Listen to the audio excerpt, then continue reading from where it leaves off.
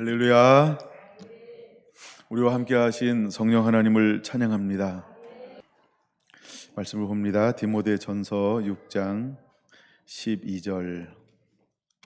찾으신 분은 함께 봉독합니다. 믿음의 선한 싸움을 싸우라. 영생을 취하라. 이를 위하여 내가 부르심을 받았고 많은 증인 앞에서 선한 증언을 하였도다. 아멘. 선한 싸움 14번째 소제목으로는 날 부르신 이유가 되게 하라. 세 번째입니다.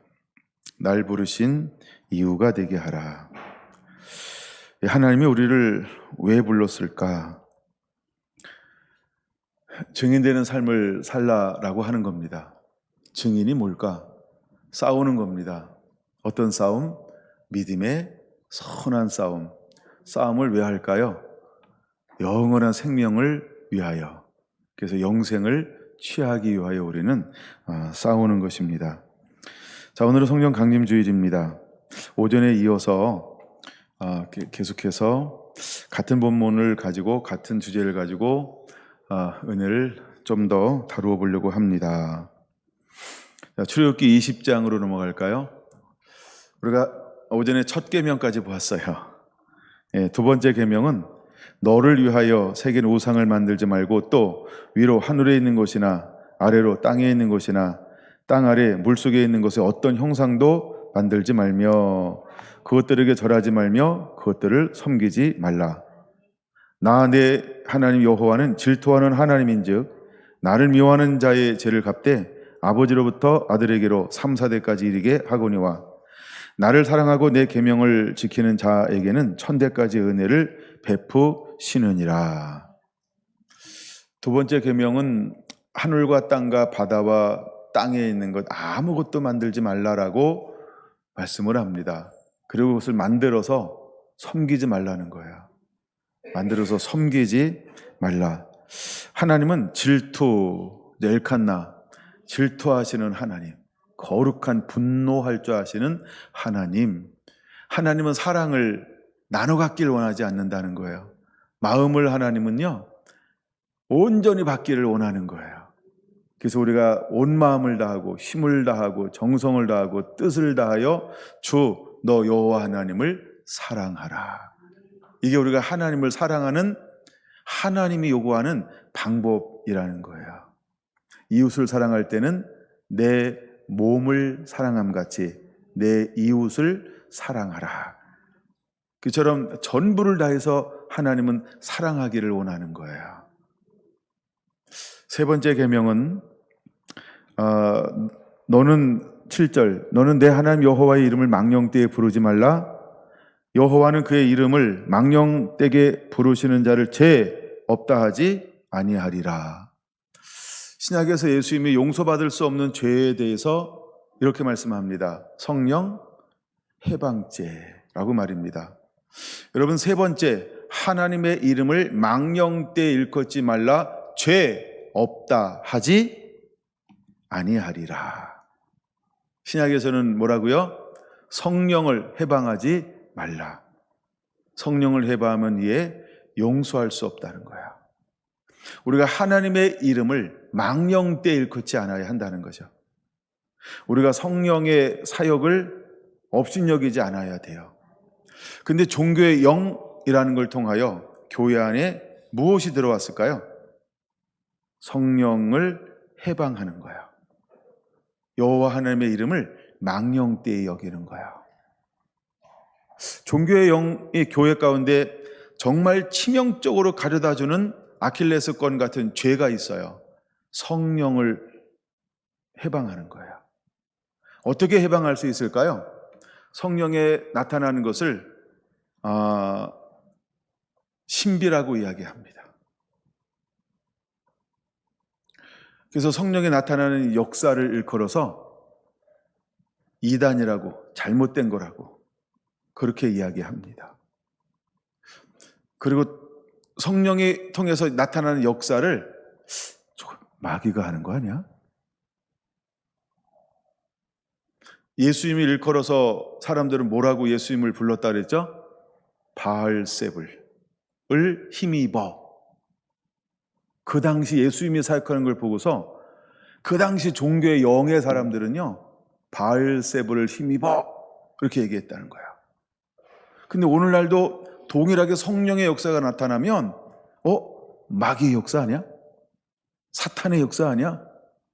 잘못된 거 아니야? 이렇게 본다는 거야.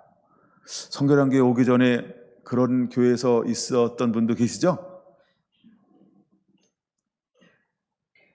방언만 해도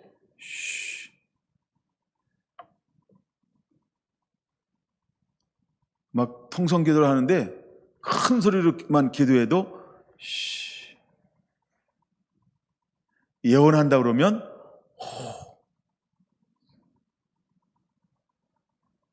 신유사역한다 그러면 지금 말고요, 이따가 해주세요. 지금 하면은 잘못된 거고 이따 하면 필요한 거고, 지금 공개적으로 하지 말라는 거예요. 근데 수많은 교회들이 하나 공통점으로 하고 있는 구호나 기도가 있어요.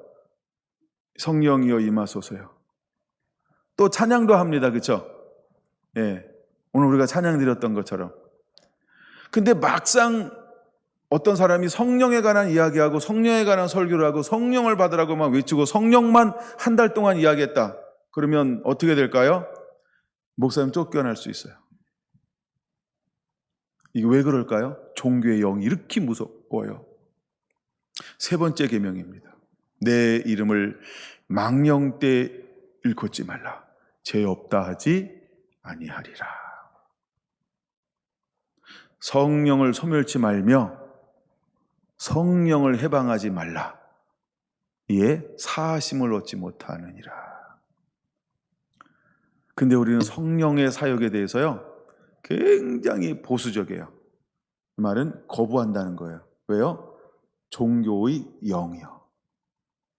오늘 성령 오순절날 성령 강림절입니다. 여러분, 이 날이 어떤 날보다 더 축소가 됐을까요? 부활절보다, 성탄절보다. 어쩌면 첫 것을 드리는 우리나라의 맥시절보다, 수장절을 드리는 추수감사절보다, 한국교회에서 전 세계 교회에서 오순절은요, 가장 작은, 어쩌면 그냥 명목상의 절기일지도 몰라요. 가장 환영해야 되는데 여러분, 우리 안에 가장 작게 만들어진 게 뭘까? 그 배후에는 쉬지 않고 역사하고 일하는 사단의 계략이 있는 거예요. 그래서 우리가 성령을 이야기하면 마치 잘못된 교회야 이렇게 손가락질 당할까 봐. 그 정통인데도 불구하고 우리가 두려워하는 단어가 하나 있어요. 이단 아니야? 라는 거야. 우린 자기하고 조금 다르면 뭐라고 이야기하죠? 이단일 거야. 여러분, 지옥 가서 책임을 물을 겁니다. 그렇게 이야기한 사람들은 지옥 가서 지옥 가는 게 책임 묻는 거죠. 지옥 가서 책임을 물을 거라는 거야. 내가 왜 지옥 갔어요? 하나님, 내가 왜 지옥 갔어요? 너는 성령을 해방하였느니라. 너는 늘 성령의 해방꾼이었느니라. 너는 늘 성령을 환영한다고 말하면서 실제 너의 행동과 너의 언어와 너의 영향력을 가지고 너는 너뿐만 아니라 많은 사람들에게 성령의 해방꾼이 되었다. 내가 분명히 말하지 아니하였더냐? 성령을 해방하면 용서받을 수 없다고. 너는 분명히 그 말씀을 들었다. 내가 김경수 목사에게 은혜 줘서 그것을 설교하게 했지. 너는 분명히 그 자리에 앉아 있었단다. 보아라. 하나 우리가 예배하는 거 찍고 있거든요. 딱 보여주는 거예요. 어머, 들었네. 한 번도 아니고 3번이다. 3번인지 알고 10번이다. 그러나 너는 그 말을 듣고서도 바로 잊어버렸다. 너는 언제나 성령이 역사하는 것을 방해하고 해방하였느니라. 너는 나를 아프게 했단다. 어쩌면 하나님이 그렇게 말할 한국교회가 얼마나 많은지 몰라요. 여러분들도 그랬죠? 성령을 실제로 받고 성령의 은사와 성령의 역사가 나타나서 수많은 사람들이 여러분들을 저 아줌마는 잘못됐어. 저 집사님은 잘못됐어. 저 권사님은 너무 지나쳐 내가 볼 때 잘못되게 잘못 믿는 것 같아. 여러분 이런 말 안 당해보셨나요? 안 당해보셨으면 너무 점잖게 믿은 겁니다. 성결한 교회스럽게 신앙생활을 해야 합니다. 여러분 저희 교회는 저희 교단에서 드러내놓고 영성사역하는 교회 중에 하나입니다. 그런 교회가 몇 개 교회가 될까요? 아주 적습니다. 그 중에 저희 교회가 하나 있다는 거예요. 얼마나 자유로운지 몰라요. 왠지 아세요? 난 그렇게 사역하는 걸 다 아니까 지금은 얼마나 자유로운지 몰라요. 점점 영성이라는 주제로 교단에서 부르기 시작을 했어요. 당당하게 가서 영성이라는 주제로 나눠요. 실제로 제가 다른 데 가서 영성이라는 주제 잘 나누진 않아요. 다른 주제로 나누는 거지. 근데 저희 교단 부를 때가 일부러 영성이라는 주제를 자꾸 다뤄요. 왜 그럴까요? 더 노골적으로 하는 거예요. 어차피 인정하니까 더 노골적으로 하는 거예요. 여러분 세 번째 계명은 굉장히 중요합니다. 오늘 우리가 성령의 시대라고 말합니다. 우리가 성령이 없으면 아무것도 할 수 없습니다. 근데 너무나 많은 사람들이 시선을 두려워합니다. 나를 어떻게 생각할까? 나를 무엇이라고 볼까? 너무너무 두려워해요. 그래가지고 은혜 받아도요, 어떤 교회는요, 너무 소극적으로 축소해가지고 아주 상처 안 받고 문제가 안 될 정도로 이렇게 이게 지혜라고 생각하면서 그렇게 하는 경우도 있어요. 물론 그 지혜 맞아요. 그러나 어떤 의미에서 하나님은 슬퍼하실 수 있는 부분이 있다는 거예요. 여러분 우리는 하나님이 원하실 때 사람의 시선을 의식하지 않고 하나님이 기뻐하는 것을 드러낼 수 있는 하나님의 사람이 되어야 할 줄로 믿습니다. 사도행전 4장 제자들을 그 시대의 위정자들이 붙잡았어요. 감옥에 갇혔어요. 매를 맞았어요.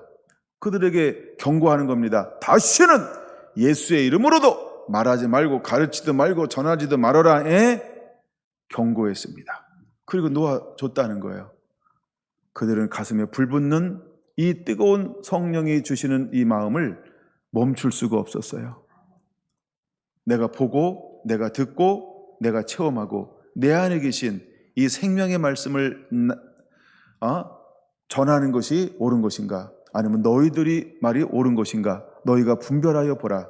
나는 너희 말을 듣는 것보다 우리 구주 예수님 그 성령의 인도하시는 그 말씀을 듣는 것을 택하겠노라. 그들은 강하고 담대하게 또 외쳤다는 것입니다. 여러분 마지막 이 시대에 하나님은 어떤 사람들을 찾고 또 부르실까? 누구에게 하나님 더 많은 하늘의 비밀을 담아줘서 가서 전하라 말씀하실까? 강하고 담대하게 거침없이 선포할 수 있는 성령의 사람들을 하나님은 찾고 있다는 거예요. 여러분 세 번째 계명에서 이기는 자가 되기를 예수님의 이름으로 축원합니다. 네 번째 계명입니다. 8절 안식일을 계약하여 거룩히 지키라. 안식일은 어떻게 지키는 거라고요? 기억하여서요. 안식일은 기억하여 지키는 것입니다. 하나님께서 안식일 날 어떻게 하라고 말씀하셨지? 하나님은 안식일을 어떻게 하셨을까? 우리는 창세기 2장으로부터 돌아가야 하는 것입니다. 하나님이 천지를 창조하신 다음에 어떻게 하셨는가? 또 우리에게 하나님은 무엇을 하라고 안식일에게 끊임없이 말씀하고 있는가? 우리는 하나님을 안식일이 어떤 날인지를 기억해야 합니다. 안식일을 지킬 때 하나님께 어떤 축복을 약속하셨지? 안식일을 통해서 하나님은 무엇을 하시는 것인지 기억해야 한다는 겁니다. 이것은 믿음을 키우는 겁니다. 믿음을 활성화시키는 것입니다. 그래서 그 약속했던 말씀이 우리 삶 가운데 그대로 주어질 수 있도록 매주일마다 그 말씀을 우리가 믿음으로 활성화시키는 것입니다. 기억한다는 의미는 그런 것입니다. 놀라운 안식일마다 주시는 그 축복을 우리가 누릴 수 있게 될 것입니다.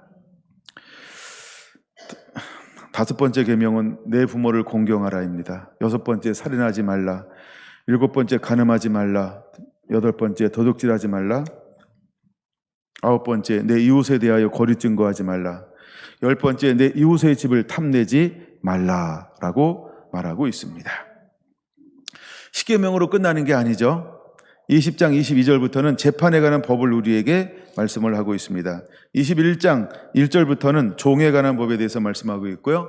12절부터는 폭행에 관한 법에 대해서 말씀하고 있습니다.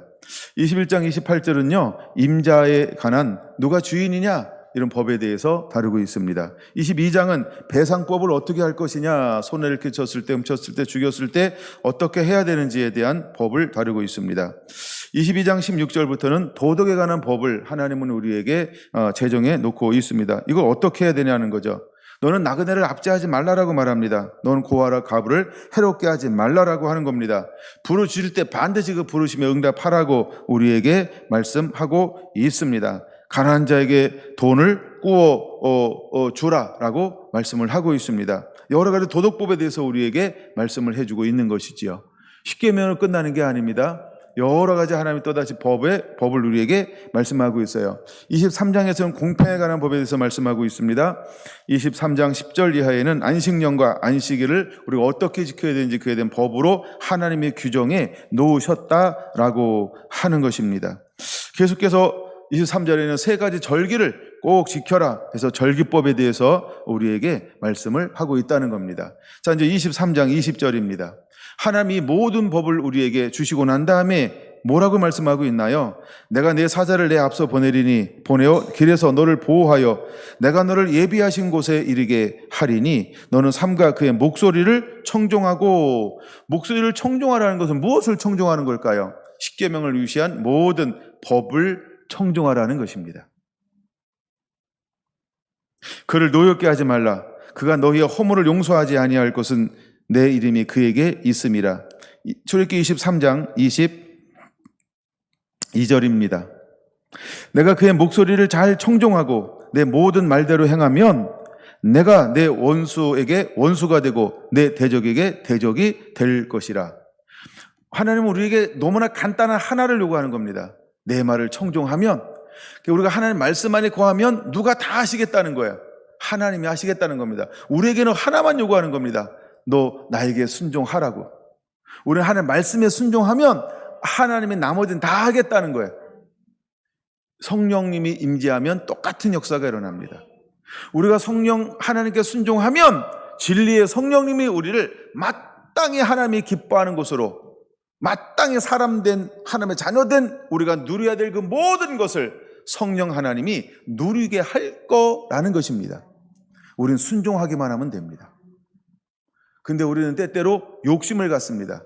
하나님이 우리에게 주기를 원하는 것, 더 많은 것, 더 큰 것, 더 영향력 있고, 더 지혜롭고, 더 똑똑하고, 더 잘나기를 원하고 있어요. 이걸 우리는 성공이라고 말합니다. 우리는 상대적으로 자꾸 더 라는 끊임없는 욕망과 욕심을 포기하지 않습니다. 예수의 이름으로 욕망과 욕심을 포기하지 않아요. 그래서 우리끼리는 이렇게 이야기합니다. 초가삼간 살고 있으면 저주받은 거다. 우리는 사회적 교육으로 이런 생각을 가지고 있다는 거예요. 근데 하나님에게는 전혀 하나님은 그렇게 생각한 적이 없다라고 하는 것입니다. 가난해도 그 가정에 화평이 있으면, 돈이 많아서 그 가정에 분란인 것보다 훨씬 낫느니라. 이게 잠언입니다. 근데 우리는 사회적 교육을 받았어요. 즉 인문학 교육을 받았어요. 인본주의 교육을 받았어요. 그래서 우리는요, 믿음이 뭐냐 그러면 잘 되고 잘 먹고 잘 사는 거, 누구보다 어떤 사람보다도 더, 우리 이런 등식이 우리 안에 자리 잡고 있어요. 이것이 우리를 저주로 이끌어가는 거고 사단에게 우리 자신을 내어주는 것입니다. 여러분의 그런 기준점을 조정하시기를 바랍니다. 여러분 기준점을 조정하시기를 바랍니다. 아무리 은혜를 많이 받아도요, 나이가 먹으면 늙어야 하는 겁니다. 성령을 해서 아무리 땡겨도요, 나이는 못 속이는 것입니다. 근데 우리는 자꾸 보기 좋은 게 좋은 거지 하면서 자꾸 변화를 주려고 합니다. 이것을 욕심이라고 표현하는 겁니다. 이게 욕심이라는 거예요. 여러분, 우리의 육의 욕심은 끝이 없어요. 남의 얘기일까요? 만약에 내 안에도 그런 것이 크고 작게 있다라고 한다면 여러분, 그것을 다스려야 합니다. 우리가 그것을 다스리지 아니하면 우리는 하나님이 내게 누리라고 하는 그 모든 것을 온전히 누릴 수 없게 될 것입니다. 내가 욕심을 부리는 것만큼 나는 불행하게 살 것입니다. 오히려 하나님 것을 잃어버리면서. 그러므로 여러분, 욕심을 내려놓게 되시기를 예수님의 이름으로 축원합니다. 우리가 하나님 말씀에 청종하면 23절 뭐라고 말씀하고 있을까요?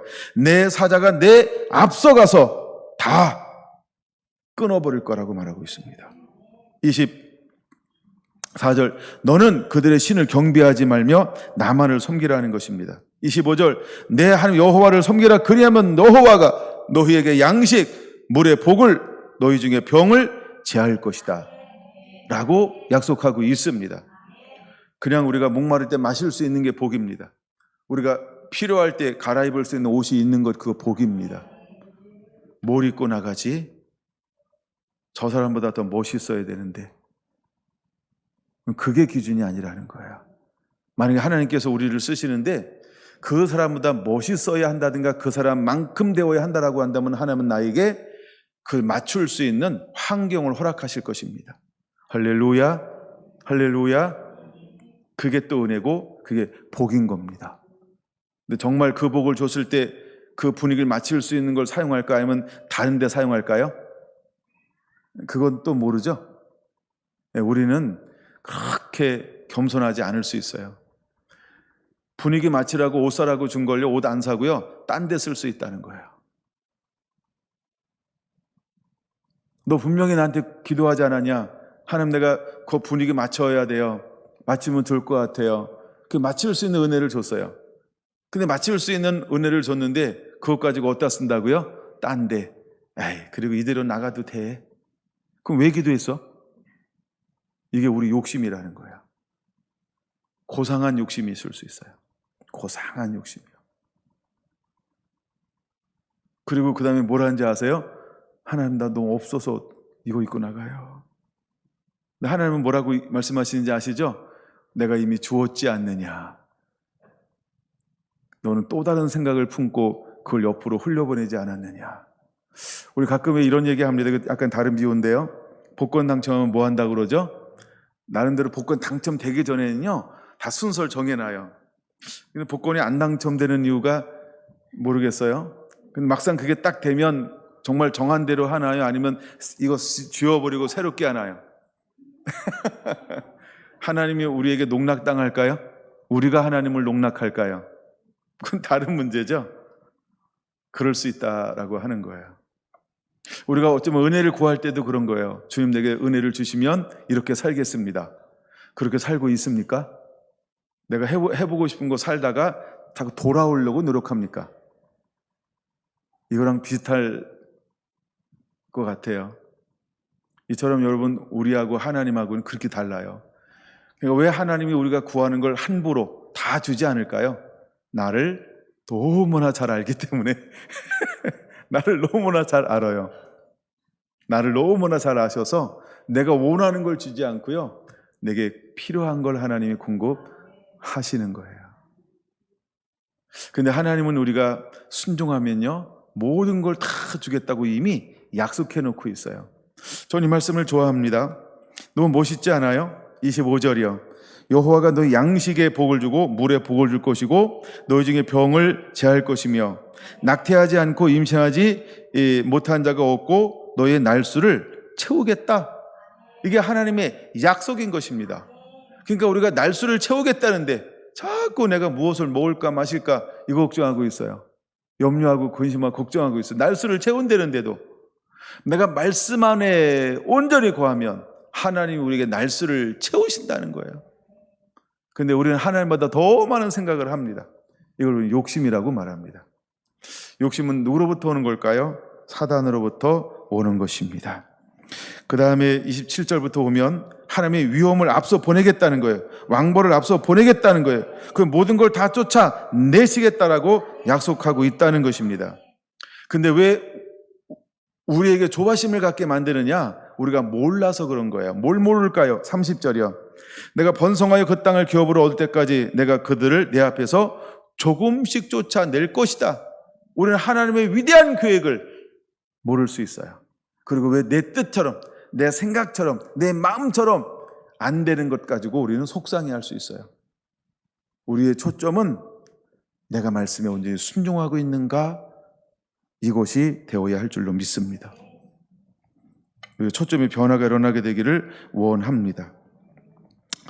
하나님은 우리에게 이미 하나님은 우리에게 많은 것들을 허락해 주었습니다. 25장으로 넘어갈까요, 이제? 25장 2절입니다. 이스라엘 자손에게 명하여 내게 예물을 가져오라 하고 기쁜 마음으로 내는 자가 내게 바치는 모든 것을 너희는 받을지니라 라고 말하면서 이제 만들라라고 말하고 있어요. 하나님 시내산에서 이스라엘 백성들에게 보여주는 것이 뭐냐 하면 성막에 대한 모형을 보여주시고 그곳에 머무르는 동안에 만들라 이렇게 말하고 있다라고 하는 겁니다. 35장 5절입니다. 35장 5절. 35장 5절. 너는 마음에 원하는 자는 누구든지 그것을 가져다가 여호와께 드릴지니 하면서 첫째, 드릴 거에 대해서 말씀하고 있습니다. 근데 하나님은 어떤 사람이 드리라고 말하고 있나요? 마음에 자원하는 자, 자원함으로 드리라 라고 말씀하고 있습니다. 마음에 원하는 자가 와서 드리라 라고 말하고 있습니다. 마음에 기쁨이 있는 자 와서 드리라 라고 말씀하고 있습니다. 그래서 우리가 하나님의 일을 하는 것은 어떤 원리가 있다는 거예요. 기쁨과 즐거움과 자원함이라는 거예요. 여러분은 어떤 경우에도 저한테 낚이지 마셔야 되고 여러분 안에 기쁨과 즐거움과 자원함으로 섬기는 자가 되기를 예수님의 이름으로 축원합니다. 아멘. 제가 어떤 이야기를 한다 할지 여러분 제 말에 유혹당하면 안 됩니다. 헌신하기를 원하는 사람들은 여러분 마음속에 기쁨, 즐거움, 자원함이 있어야 합니다. 그 마음으로 언제나 여러분들이 하게 되기를 원합니다. 왜냐하면 하나님은 억지로 하는 것에 대해서 기뻐하지 않고 원하지 않습니다. 그건 하는 방법이 아닙니다. 그건 제가 생각하는 목회적 방법도 아닙니다. 즐거움으로 해야 합니다. 기쁨으로 해야 합니다. 자원함으로 해야 합니다. 할렐루야. 이게 드리는 자의 자세인 것입니다. 왜냐하면 그들이 드림으로 무엇을 만들어낼 것인가? 하나님의 집을 지을 거예요. 하나님의 임재하는 집을 지을 거예요. 하나님의 거룩함을 담아낼 수 있는 집을 지을 거예요. 근데 거룩함을 담아내야 되는데 억지로 드려요. 마지못해 드려요. 체면 때문에 드려요. 위신 때문에 드려요. 출세하려고 뇌물처럼 드려요. 눈도장 찍으려고 드려요. 그래도 체면이 있는데 그래도 내 형편에서 이 정도는 해야지 하면서 자꾸 다른 생각 가지고 드려요. 그런 것이 섞인다라고 하면 어떻게 될까요? 하나님은 그곳에 머무르실 수 없을 수 있다는 걸 우리는 알아야 합니다. 여러분 성결한교회 구성원들이 어떤 구성원들이 되어야 할까?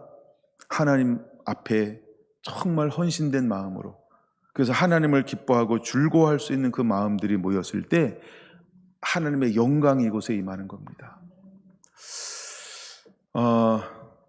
하나님이 어떤 분에게 이런 환상을 보여줬어요. 하나님의 빛 가운데로 막 오시는 거예요. 빛을 가지고 주님이 오시는 거예요. 근데 변화가 두 가지가 일어나는 것입니다. 빛을 가지고 있는 사람들은 그 앞을 향해서 착착착착착 나오는 거예요. 근데 어둠이 있는 사람들은요, 그 빛으로 오시는 그 주님 앞에요, 계속 착착착착착착착착 물러가면서 사라져 버리는 거예요. 여러분은 어떨까요? 실제로 요한복음 3장은 이거에 대해서 말씀하고 있습니다. 마지막 주님이 어떤 모습으로 오실까요? 어떤 모습으로 오실까요? 그와 같은 모습으로 오실 거예요. 빛으로 오실 겁니다. 할렐루야. 그분은 빛으로 오실 것입니다. 그분은 빛으로 오실 것입니다.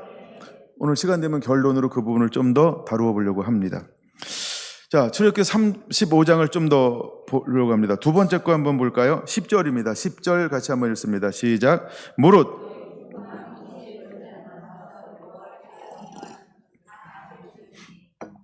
할렐루야. 우리가 하나님의 나라와 의를 위하여 헌신하고 봉사한 사람은 어떤 사람들이 하나님 나라를 위해서 일하고 봉사하고 헌신해야 할까요? 뭐라고 말하고 있습니까? 무릇 마음이 지혜로운 자라는 것입니다. 저는 우리 교회가 이렇게 일하고 뭔가를 만들어가는 교회가 되기 원합니다.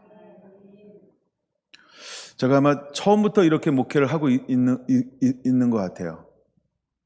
뭘 하자 그러면 원하는 자는 기쁨으로 하시고 이번에 참석하고 싶지 않은 분은 그냥 예 편하게 놀아도 되고 구경해도 되고 안 나와도 되고 단 방해만 하지 말라는 거죠.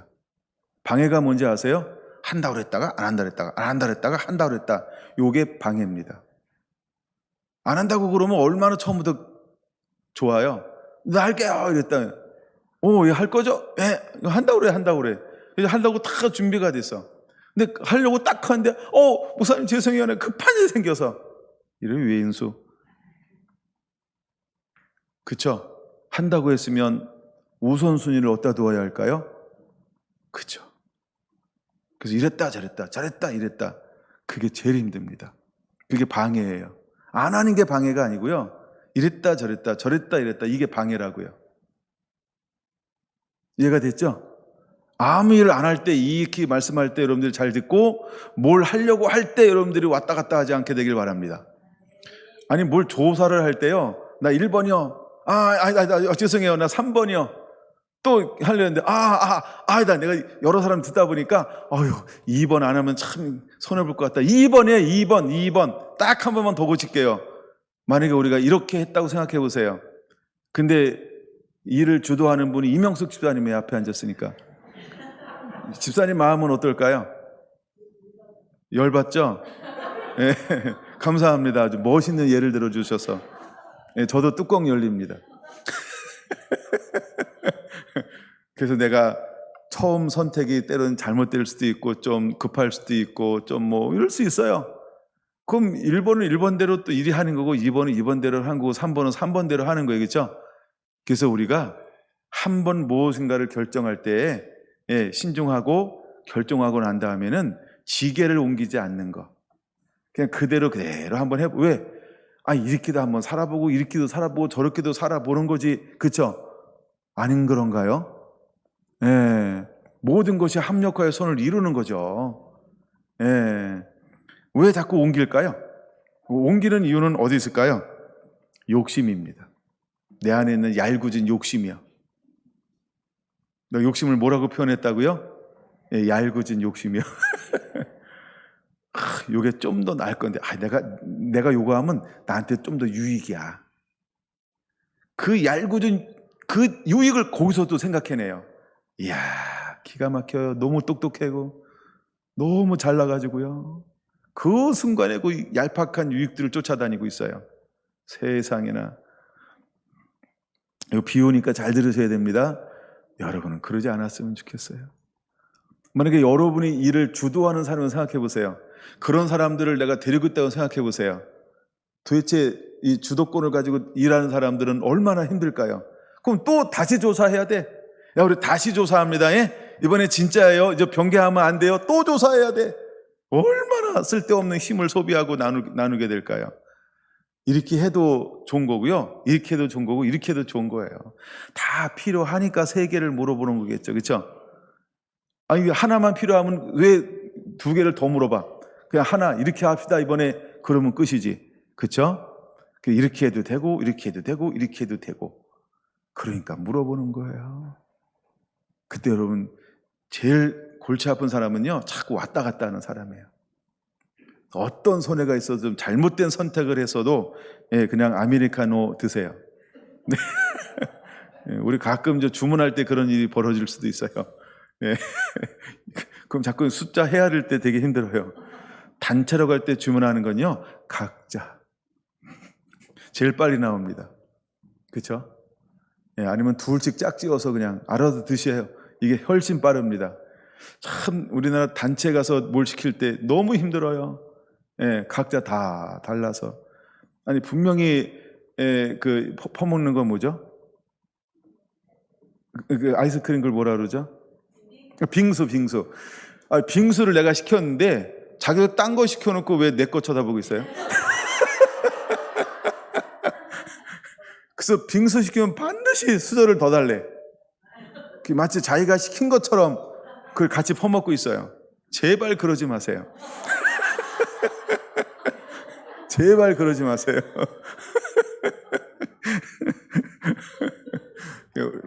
이게 이제 일하는 방식이에요. 우리가 일하는 방식. 지금 뭘 다루고 있냐 하면 두 가지를 다루고 있는 게 드림과 만듦에 대한 법칙이에요. 하나님은 어떻게 일하기를 원하냐 하면 만들 때 마음에 지혜로운 자를 통하여 일하기를 원하는 것입니다. 여러분들이 마음이 상황에 따라서 자꾸 움직이지 않게 되고요. 아, 이번에는 한번 그냥 그것도 마셔보고 이것도 먹어보고 이것도 해보고 할렐루야. 네, 그렇게 섬기는 자가 되기를 원합니다. 네. 그 다음에 왜 하나님이 법궤를 만들라 하시고 있나요? 왜 법궤를 만들라 하시는 거예요? 법궤를 왜 만들라고 하십니까? 하나님 법궤를 만들 때 하나님 무엇을 부어 주셔서 만들라 하시냐 하면 부살렙과 오홀리암이 마음이 지혜로운 사람에게 여호와의 지혜와 총명을 부어 주셔서 이것을 만들게 하는 거예요. 그러니까 하나님의 일은 어떤 사람이 하는 거냐 하면 영에 인도함 받는 사람들을 통하여 하나님이 감당해 내기를 원하고 있다는 거예요. 하나님의 구약에도 하나님의 일을 할 때 영을 부으사 영으로 인도해 준다는 거예요. 그러니까 우리 영의 인도함을 그대로 따라가면 되는 것입니다. 근데 내가 하려고 하니까 자꾸 옮기는 거예요. 이거 잘했나? 왜 자꾸 우리가 검증받으려고 하는 이유가 어디 있을까요? 잘하는 건가 못하는 건가? 왜 검증받으려고 그래요? 내가 하니까요. 내가 영에 순종하고 있으면 검증받을 필요가 없잖아요. 그렇죠? 만약에 우리가 자꾸 검증받으려고 하는 것이 있다고 한다면 내가 하는 것일지도 몰라요. 우리가 자꾸 인정받으려고 한다고 한다면 혹시나 성령의 이름으로 내가 중심에 있는지도 몰라요. 물론 우리가 하나님의 일을 더 잘하기 위해서 그럴 수도 있다라고 생각할 수 있어요. 그러나 굳이 그렇게 하지 않아도 된다는 것입니다. 할렐루야. 그래서 우리가 하나님의 기뻐하는 일은요, 하나님이 지지해 주는 거예요. 하나님이 지지해 주는 거예요. 물론 우리 안에 연약함이 있는 걸 제가 알아요. 이 말씀을 준비하다 이런 생각이 들었어요. 모세도 그랬고 다윗도 그랬고 세례 요한도 그랬어요. 뭐가 그랬냐 하면 세례 요한이 어떻게 했어요? 예수님께 사람을 보내서 오시라고 하니가 당신입니까? 물어보게 해요. 왜 그런 걸까요? 그쵸, 긴가민가? 뭐 이럴 수 있어요. 근데 그게 필요할까요? 그게 필요할까요? 필요하지 않다는 거예요. 필요하지 않다는 거예요. 내가 아버지와의 관계가 어느 정도냐에 따라서 검증하는 게 완전히 달라질 수 있다라고 하는 것입니다. 자, 40장으로 넘어갑니다. 40장, 출애굽기 40장이에요. 왜 만들라고 했을까요? 만들라고 한 이유는 34절에 있습니다. 34절이 뭘까요? 구름이 희망에 덮이고 여호와의 영광이 성막에 충만하며, 하나님이 시내산에서 그를 부른 것, 또 성막을 지으라고 한 목적은 뭐냐면 아담이 범죄함을 통하여 하나님의 존귀와 영광이 떠나가 사람과 함께 할 수가 없었어요. 그래서 내주하시는 성령이 아니라 외주, 그냥 오심, 외주예요. 외주, 늘 외주했단 말이에요. 근데 그랬던 하나님의 성령을 하나님이 이제 어떻게 하기를 원했어요? 보여주는 하나님의 임재로 그들 가운데 늘 보여주기를 원했던 거예요.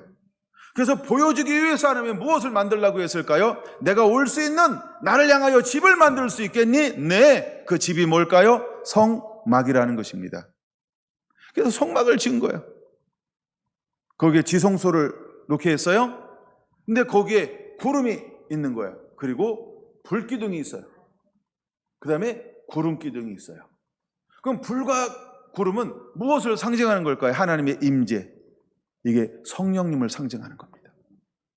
여호와의 영을 상징하는 것입니다. 하나님의 영으로 함께한다. 이걸 보여주는 거예요. 그래서 성막을 지으라 말씀하고 있는 것입니다. 근데 성막을 지는데 가장 중요한 두 가지 요소는 드림과 만듦, 헌신에 있어서 드림도 기쁨과 즐거움과 자원함으로, 만듦도 마음의 지혜로운 사람, 그 일을 하려고 하는 사람들이 함께 그것을 만들어야 한다는 원칙을 하나님은 가지고 계시다는 겁니다.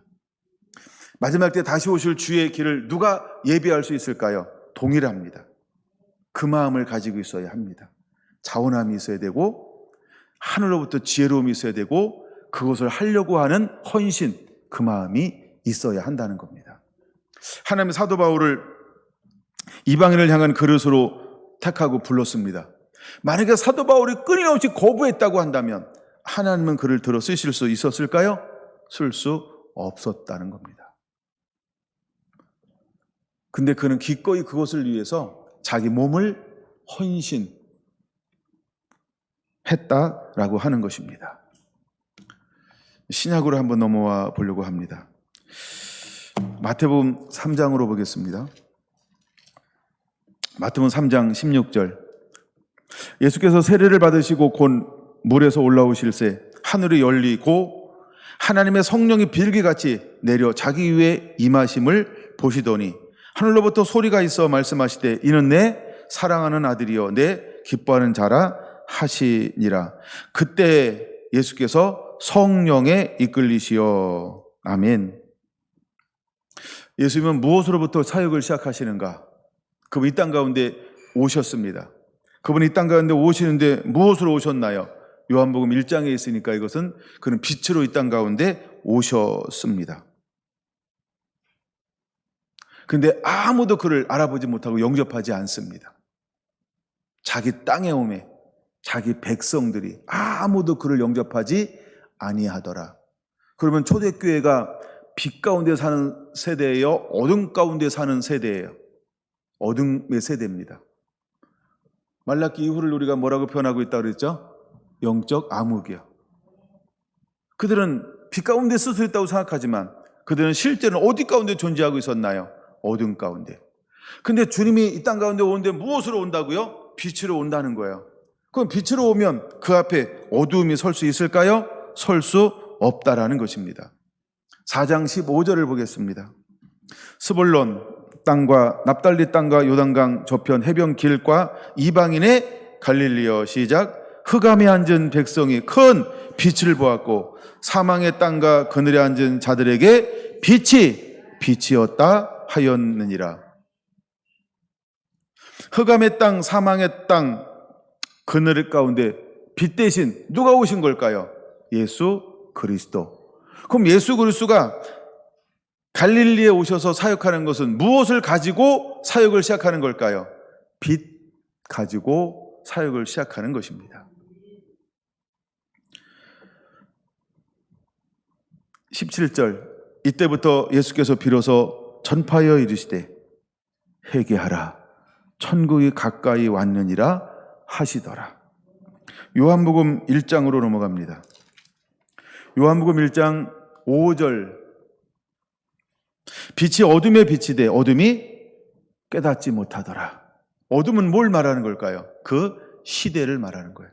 예수님이 오셨던 그 시대를 말하는 거예요. 물론 오늘도 빛이 왔을 때 어둠이 깨닫지 못할 수 있어요. 오늘의 어둠은 무엇일까요? 예수님 밖에 있는 사람들은 전부 영적 어둠이라는 것입니다. 9절 보겠습니다.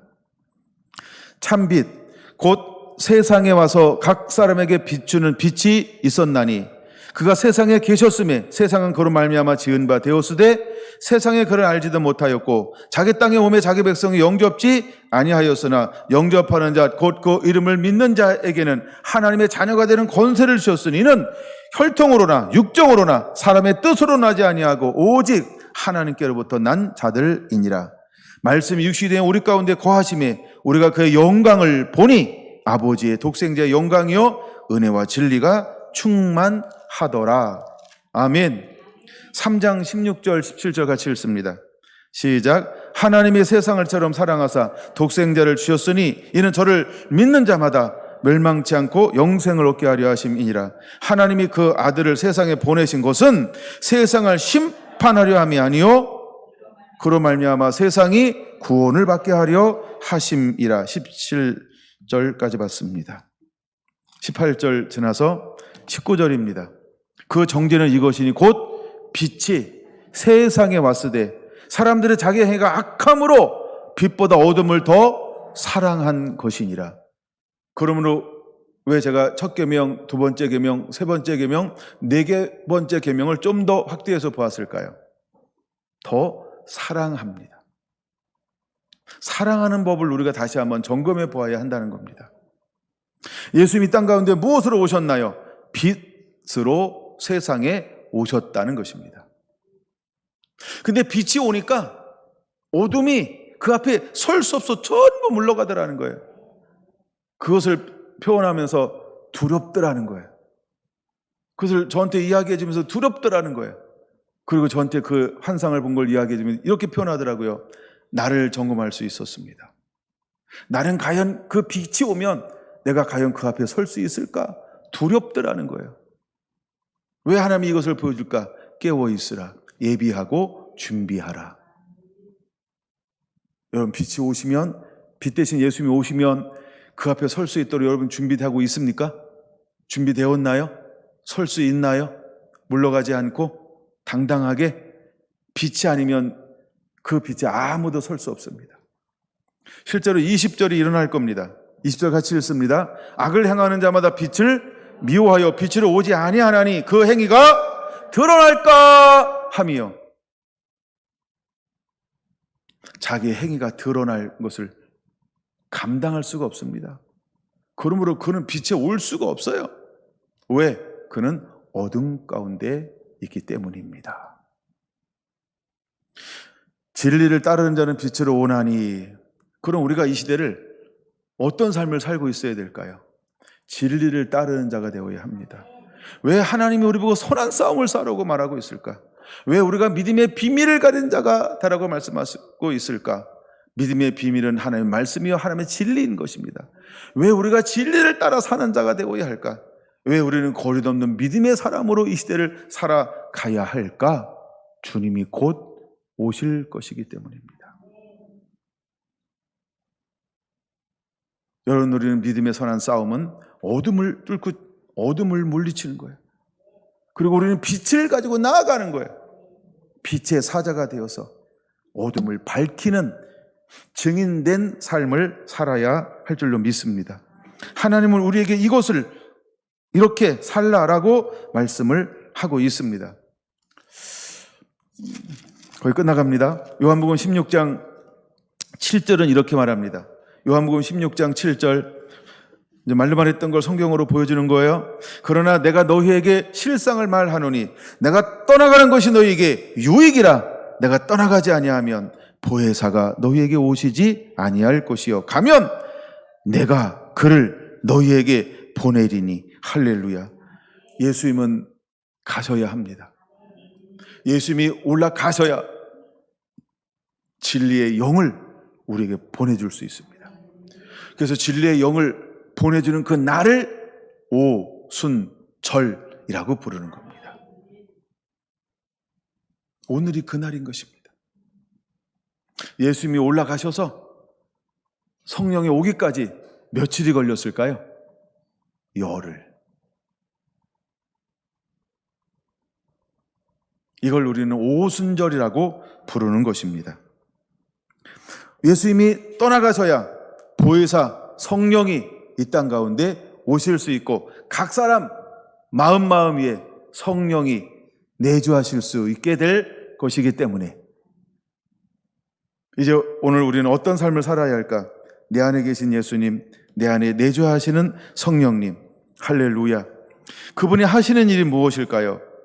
여러분 13절, 그러나 진리의 성령이 오시면 그가 너희를 모든 진리 가운데로 인도하시리니 그가 스스로 말하지 않고 오직 들은 것을 말하며 장래일을 너희에게 알리시리라. 마지막 때 하면 때를 따라 양식을 나눠줄 사람을 찾고 있습니다. 누가 때를 따라 양식을 나눠줄 수 있을까? 진리의 성령의 인도함 받고 있는 사람. 그러므로 우리는 나를 깨끗하게 해야 합니다.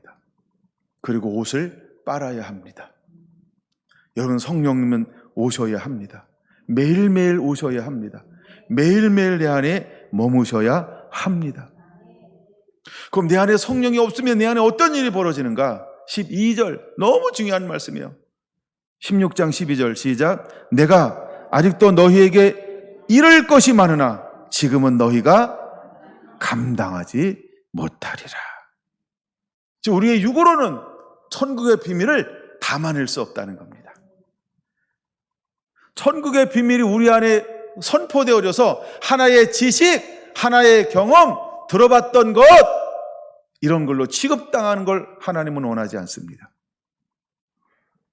이룰 것이 많으나 지금은 너희에게 이룰 수 없나니, 감당할 수 없기 때문에 이룰 수 없다는 겁니다.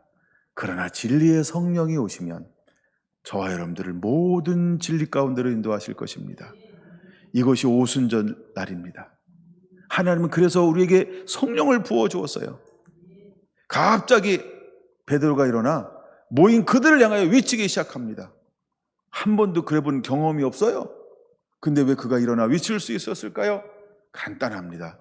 진리의 성령이 오시면 모든 것을 기억나고 생각나고 가르쳐 알려주실 것이기 때문에 그가 증인되기 위하여 일어나 선포하면 그 시에 주시는 하나님은 그에게 뭘 선포해야 할지 성령님이 그를 사로잡아 인도하시기 때문에 이제 우리는 이 삶을 사는 자가 되어야 할 줄로 믿습니다.